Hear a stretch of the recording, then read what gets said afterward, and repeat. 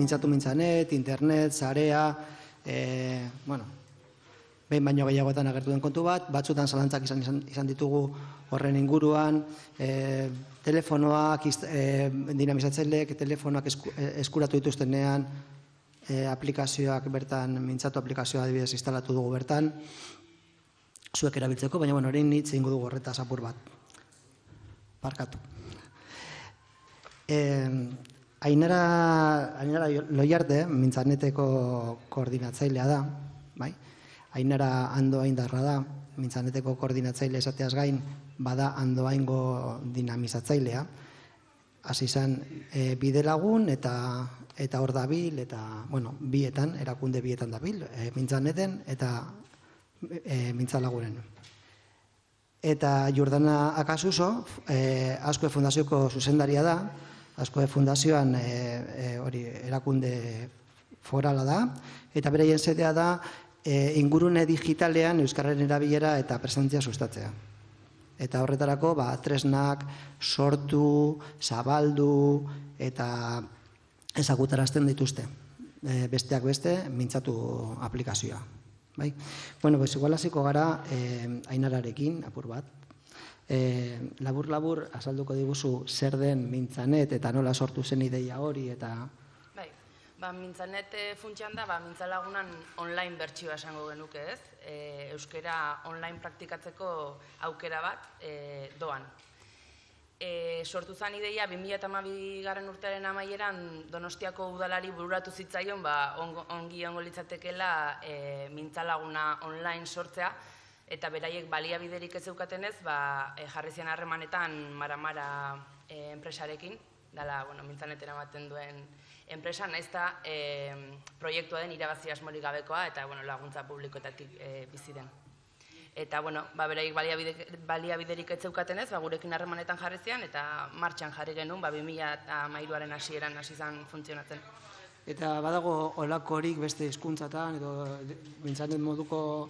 Begiratzen haitu ginean, badaude, inglesa praktikatzeko askotan trukea lantzen da gehiago, ez? Nik zuri inglesez praktikatzen lagunduko dizut eta zuneri frantsesez adibidez edo hizkuntza trukaketak. Eta egun zenbat lagun ibiltzen dira honetan eta zein da parte hartzaileen profila? 2016an 500 bat lagunek hartu zuten parte, 73 gutxi gora bera emakumezkoak dira, Andoaingo mintzalagunen ere gehiago dira emakumeak gizonezkoak baino. Uste orokorra dela, ez? Programa guztietan. Hori da, mintzaneten ere ala da, eta 137 gizonezkoak, eta gutxi gora bera martxan hasi ginenetik 1000 pertsona inguruk eman dute izena. Oain 2017ko datuak laizter aterako ditugu, eta orokorrean pozik gaude. Adina, ematen du online izate horrek, gazteak izango diala gehiengoa, baina ez da horrela. Beste mintza praktika ekimenetan orokorrean ikustetez, gazte gutxiago dagoela, eta gu daukagu 16 urtetik 80 urte bitarteko jendea, 80 urte eta 80 urte online, proiektu berezi bat daukagu Mintzanet Plus 75, eta da pixkat adinekoen egoitzetan, beste ekimen batzuk egiten dituzten bestela, mintzaneten parte hartzen dute. Beraiei ordenagailua pizten diete, Skypen deia jarri, kaskoak, eta, adineko jendeak ere parte hartzen du. Orduan, pixkat aukera zabalak eskaintzen ditu. Horregaitik, 16tik 80 urte bitarte. Hori azaldu zen dutenean, komentako gainera Ritzirekin, hori hor zegoela nitxo bat, esan adineko jenderekin aipatzea nitxo berba igual ez da oso egokia, baina komentatu genuen zein izan daiteken igual erabiltzaile potentziala, eta horretan egin duzu hausnarketarik zein da honen erabiltzaile potentziala? Gu saiatzen gara aldan gehiena zabaltzen proiektua, ez talde jakin bati, egia da gazteengan eragitea gustatuko litzaigukela, baina ez dugu formula magiko horik topatu horretarako, eta orokorrean adin guztietako jendearen gana jotzen dugu, bai adinekoen egoitzetara, bai euskal etxeetan ere, azkenean ez ez komentatu, baina 80 parte hartzaien 80 Euskal Herrian dago, baina 20 atzerrian, bai euskal etxeek indarra handia duten lekutan, eta gaur egun ere jende asko kanpora juten da lanera edo inglesa ikastera, eta horiek ere parte hartzen dute. Orduan, bueno, hor beste ate bat daukagu, ez? Jordana, zuretzako galdera bat, gotazkat hemen. Mintzaturen helburua esplikatu alduzu apur bat zein den eta zertarako balio duen?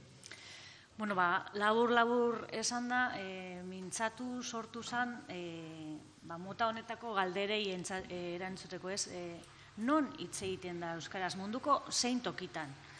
Orduan, mintzatuk egiten duena da, geokokapena erabiliz, euskara hitz egiten den tokiak sailkatu eta zabaldu. Sare sozial bata, doakoa, eta bai Android eta bai iOS sistema eragileetarako balio dago. Horixe da, labur esan da mintzatu. Eta mintzatu non zabaldu da, zen da bere zirkuitua, horrekin daukat pare bat galdera, eta nola nondik sustatu dan, eta... Bueno, zuitz egiten zer dela, kuriosa iruditu zait, komentatu duzula, mintzaneten ideia 2012ko bukaeran, urte bukaeran irten zen, mintzaturi gauza bera gertatu zitzaion.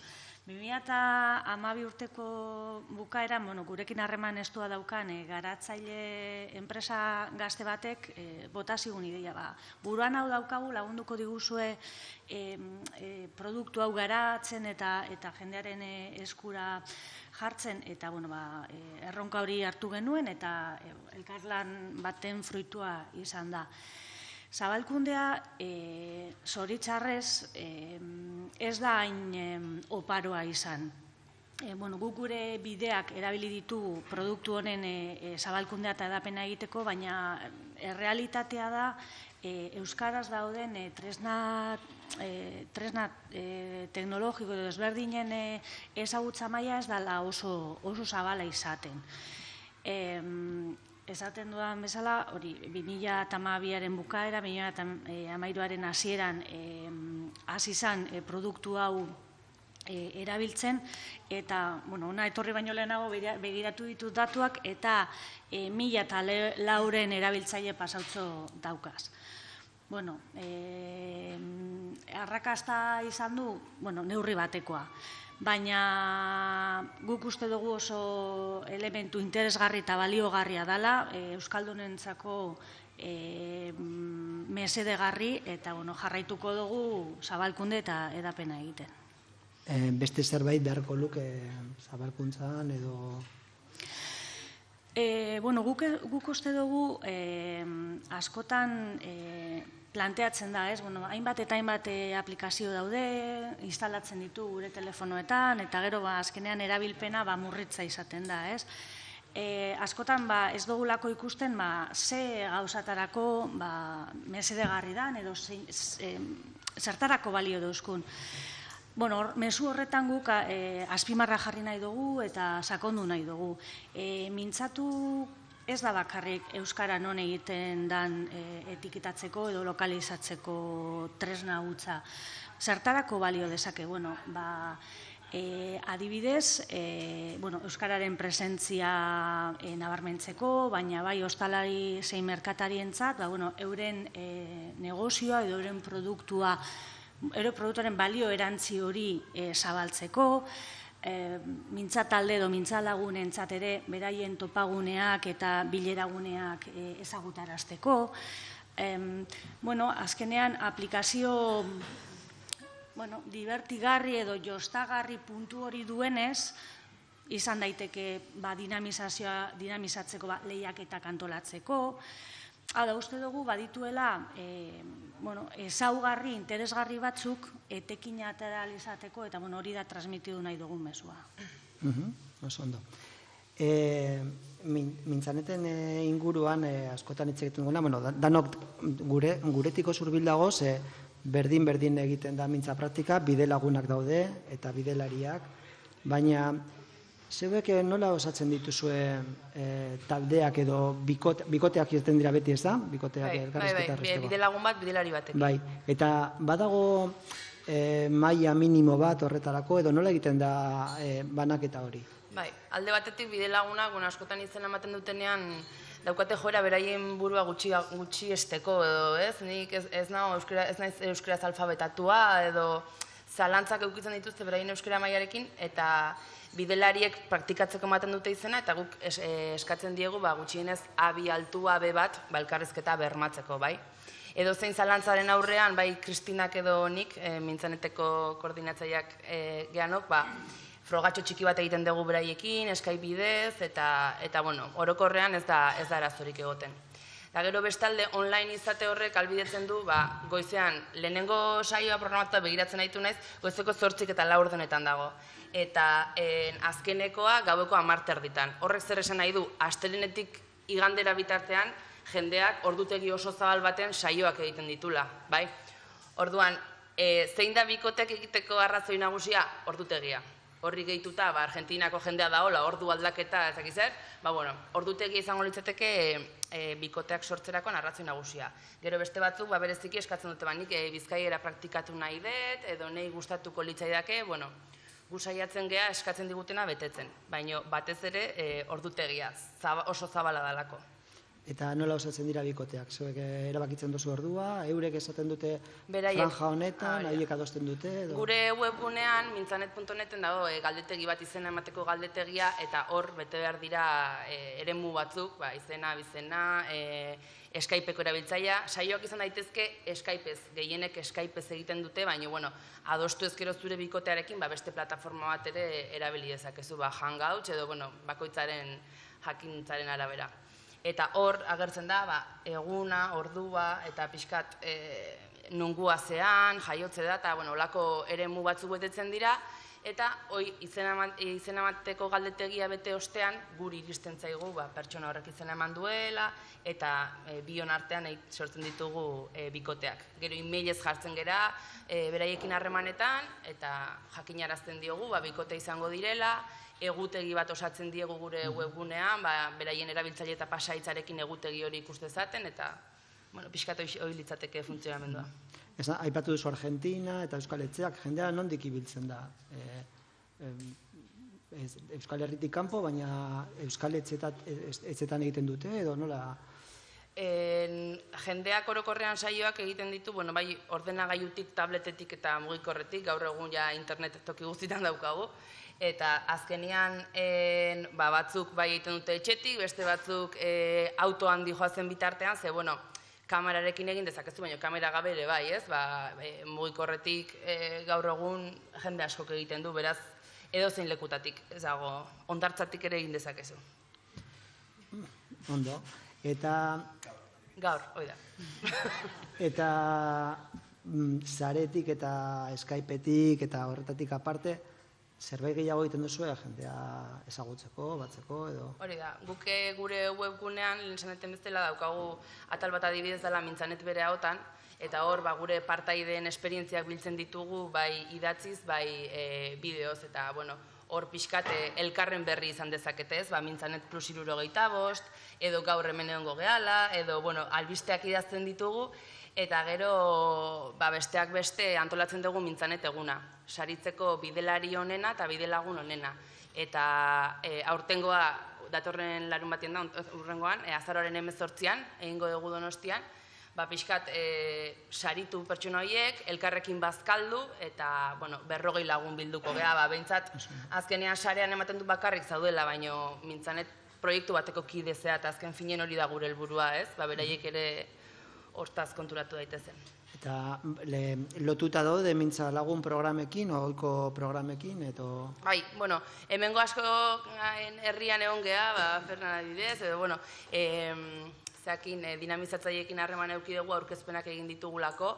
Guk beti argi uzten dugu, Mintzanet eta Mintza laguna osagarriak izan daitezkela, ez dutela zertan baten egon behar zer. Badaukagu jendea, Mintzaneten dabilena eta Mintza lagunan ere bai. Edo gugana jotzen duna, esan ez, nik nastuta edo, Mintza lagunen parte hartu nahi duena, baina gure gana jotzen duna, orduan guk bideratu egiten dugu, eta azkenean hemen gauza da, euskararen erabilera sustatzea eta praktikatzeko aukerak ematea, orduan, osagarriak dira gure ustez behintzat. Oso osagarriak, oso guretiko zurbil dagoena, Mintzaturen kasuan, igual ez horren beste, eta horregatik urrengo galdera zuretzat da. gurera etorrita, zer aportatu aldio mintzatuk, mintza praktika egitasmo bati, edo euskara ikasten ari den lagunari, edo praktikatu nahi duen lagunari? Bueno, lehenengo eta behin, aplikazio honen bitartez identifikatuta aurkituko dituzte zein tokitan, zein komertzio, zein ostalaritza leku, zein liburutegi, zein leku hitz egin dezaketen euskaraz. Orduan, neurri batean estres linguistiko horren mesederako izan daiteke. Bestetik, lehen aipatu duan bezala, alkartzen diren tokiak eta uneak ere komunikatu eta zabaldu. Lehen ere aipatu dut, aprobetxatu dezagun alderdi ludiko hori edo jolas puntu hori eta taldean egin dezagun horrelako ekintza parte hartzaile eta lehiaketa edo moduko bat. Mintzatu aplikazio daukan ezaugarrietariko bat da erreminta kolaboratibo bat dela. Guztion artean informazio elikatzen goaz aplikazio hori eta gero hor dagoen informazio hori guztiontzat erabilgarri eta mesedegarri da. Horrelako kontuetara bideratu dezakegu, uste dugu interesgarri izan daitekela mintzalagun eta berbalagun taldeentzako. Bai, deskargatu egin dugu, baina askotan, apur bat erabilgarritasunaren inguruan, sortu delako kezka hori.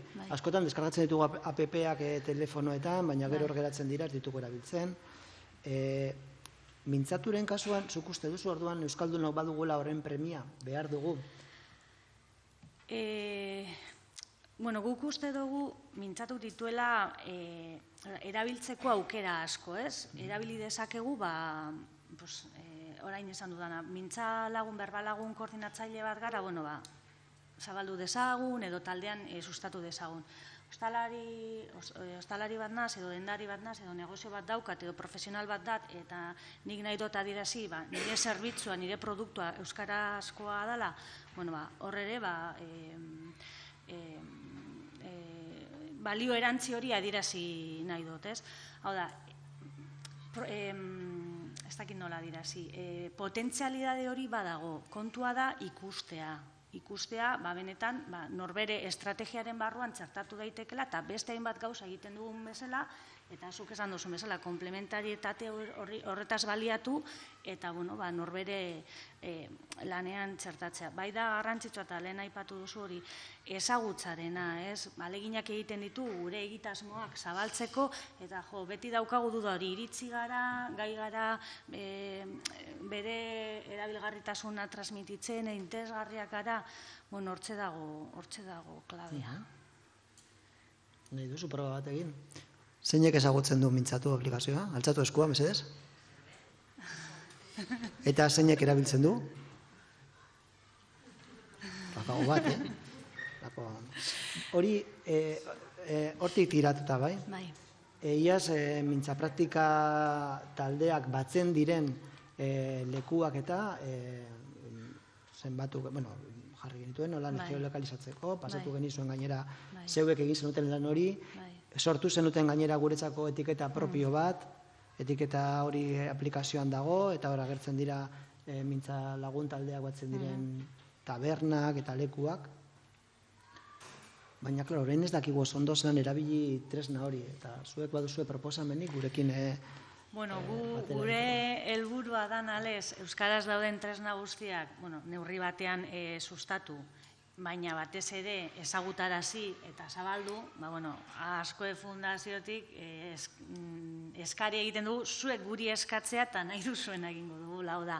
Tailer praktiko bat antolatzen dugu, edo lantegi praktiko bat antolatzen dugu, antolatuko dugu. Edo esku horri simple, baina intuitibo bat behar dugu, egingo dugu. Edo maratoi txiki bat, etiketatze maratoi txiki bat antolatzen dugu, antolatuko dugu. Hau dugu, zuen proposamenak eta eskariak entzuteko eta elkarrekin lantzeko prest gaude. Orduan, bota zuen dudak, zuen zalantzak, edo ideia naiz eta frikiak eman, ziur bilatuko dugula bidea gauzak erresteko eta ezagutze horretan sakontzeko. Bilok joan zarete, herrietara, dinamizatzaileek eskatu dutenean, azalpenak ematera eta taierra montatzera. Teknologiaren inguruan, hori askotan, teknologia berria, oztopo eta beldur asko ikusten dugu. Zintzu dira helburu edo oztopo nagusiak zure ustez? Bueno, guk azkenean erabiltzaile asko ditugu, esan duten bezala adintarte zabal batekoak, eta orduan askok ez dute Skype adibidez inoiz erabili. Orduan, gu saiatzen gea alik eta hobekien azaltzen nola erabiltzen den, bideo tutoriala sortzen ditugu, beraiekin telefonoz hitz egiten dugu, gero frogatxoak egiten ditugu azkenean, behin erabilita, beldur hori galtzen duzu, baina jendeak inoiz erabili ez badu, eta normala da, beldurra dio teknologiari. Baina, gure esperientziagatik behintzat, gutxina zekinak ere, ikasi dut erabiltzen du. Baina gaur egun teknologia poltsikoan daukagu, Androida edo lako iPhone bat edo daukagu poltsikoan, eta hor dago teknologia. Mintzanet adibidez prestatuta dago mintzatu bezala horretarako erabiltzeko telefono bidez? Bai, jende askok egiten ditu saioa lehen esan duten bezala telefonoz, eta gerozta gehiago. Gure esperientziaren arabera urtetan, igual, ordenagailutik gerozta tablet gehiago, jendeak tableta gehiago erabiltzen du, eta mugikorra ere bai. Azkenean gerozta prestatuak gaude zentzu horretan, eta eramangarriagoa da, eta irudia ikustez baldin bada ere, beti ere hitz egin dezakezu soinuarekin bakarrik, eta jendeak egiten du. Argentinako lagun horrekin ondartzan dagoen. Hori da, jendeak egiten du. Edo autoan, urrutilan egiten dezakiz zer, telefonoz egiten dezu saioa, eta hori da, eta aprobetxatzen dezu tarte hori, ez? Korrika bitzigea eta. Eta, zeintzu dira orduan, datozen urtetako erronkak edo helburuak zuenak? Gure kasuan behintzat, esan duten bezala saioak izaten dira bidelagun bat eta bidelari bat. Horrez zer esan nahi du, bidelari bakoitzeko bidelagun bat daukagula, eta dauzkagu bidelagunak 2 eta 3 pertsonekin saioak egiten dituztenak. Orduan, gure erronka nagusietako bat bidelagunak lortzea da, kanpainatxoa jarri dugu martxan, eta gero jendeak proiektua ezagutzea. Jordanak esan duen bezala azkenian bai mintzanet, baina jende askok ez du ezagutzen, eta herri askotara jungea aurkezpena egitea, eta jendeak galdetu dugu, eta hau noizti dago martxan, eta ez nuen ezagutzen, eta orduan beste herritan egin duen bezala zuetakon batek interesa baldin badu, gu aurkezpena egitea juteko prest gaude.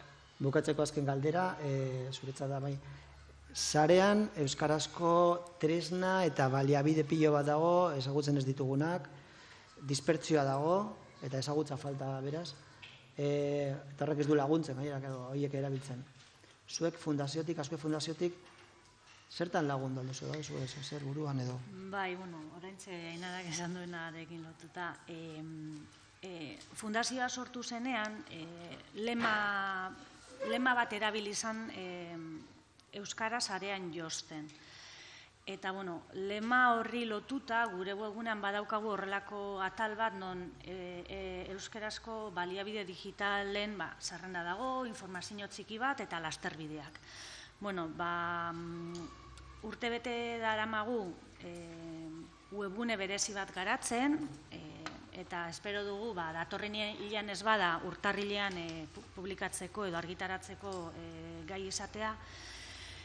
Eta horregin nahi duguna da, orain arte atal horretan egiten ari garena beste maila batera eramatea, eta benetan lortzea toki bakar bat non edozeinek bilatu dezake euskaraz dauden baliabide guztiak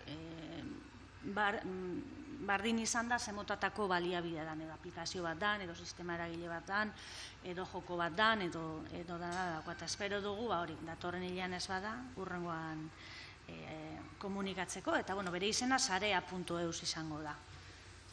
Hori aurkezten duzunean, horren berri emango dizuegu, zabalduko dugu, eta eskerrik asko. Amaitu dugu honekin, beraz zalo bero bat edontzat.